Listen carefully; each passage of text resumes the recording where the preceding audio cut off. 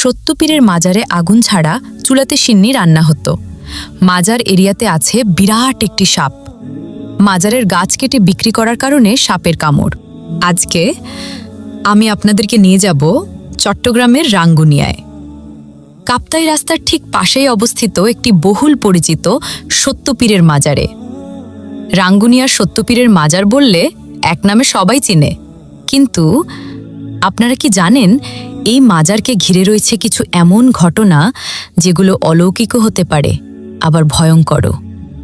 এই মাজারের আল্লাহর অলির প্রকৃত নাম হচ্ছে হযরত হাবিবুল্লাহ বাহাদুর, প্রকাশ সত্যপীর।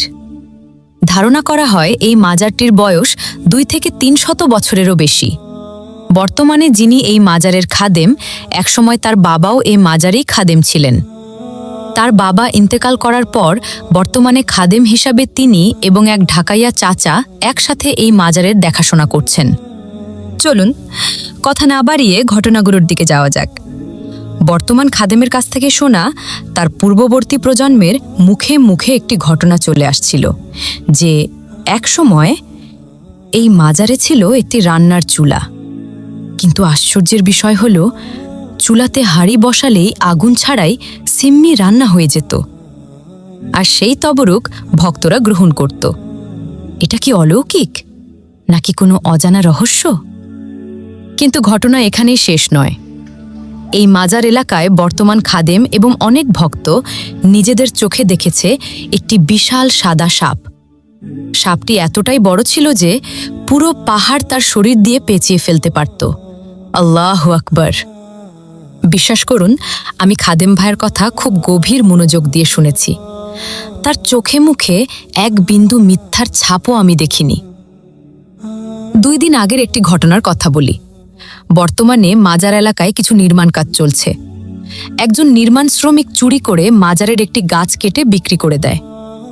খাদেম বিষয়টি জানতে পেরে তাকে ক্ষমা চাইতে বলেন, না হলে ক্ষতি হবে, এই সতর্কবার্তাও দেন। লোকটি ছিল একজন চাকমা ব্যক্তি।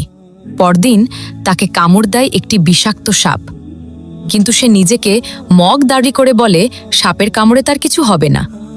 সময় গড়িয়ে যায় প্রায় 4 ঘন্টা। তবুও সে তখনও স্বাভাবিক ছিল। কিন্তু পরে খাদেম বিষয়টি জানতে পেরে তাকে দ্রুত হাসপাতালে পাঠান এবং রক্ত পরীক্ষা করে জানা যায় সাপটি ছিল খুবরা জাতের অত্যন্ত বিষাক্ত সাপ। সাথে সাথে অ্যান্টিভেনম দেওয়া হয়। তারপরও তার হাত অস্বাভাবিকভাবে ফুলে যায়। সবার মনে তখন একটাই প্রশ্ন, এত বিষাক্ত সাপে কামড়ের পরও মাজার এলাকায় সে কিভাবে স্বাভাবিক ছিল? আর 4 ঘন্টা দেরি হয়েও কিভাবে তার জীবন বেঁচে গেল? অনেকের বিশ্বাস এটা ছিল আল্লাহর অলির কেরামতি, যার কারণে সে প্রাণে বেঁচে যায়। এই মাজারকে ঘিরে এমন আরও অনেক ঘটনা আছে।